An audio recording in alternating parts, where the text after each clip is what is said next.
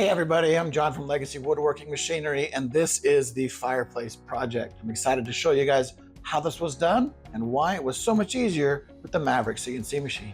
The first thing that was important for us was to make sure that we had this beautiful shiplap in here. It's my wife's style, that I think is also very nice. We wanted to make it perfect. So by using a 90-degree V-bit on the back side, we were able to make these corners perfect and the shiplap wrap around the edge.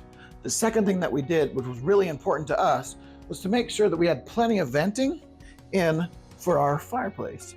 So we actually were able to cut out our 2 extra holes here so that we would have a good air circulation for the fireplace itself.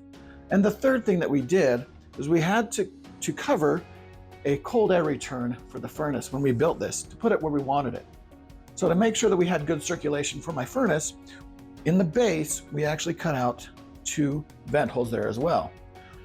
We're excited to see what you guys think about the Fireplace project. So please come along and watch as we build it.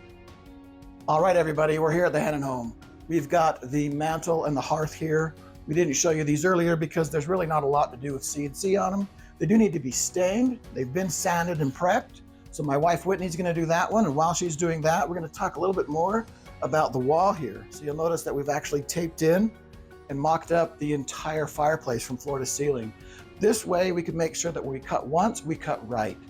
So the next few shots you're gonna see is of us assembling it and getting it all put together.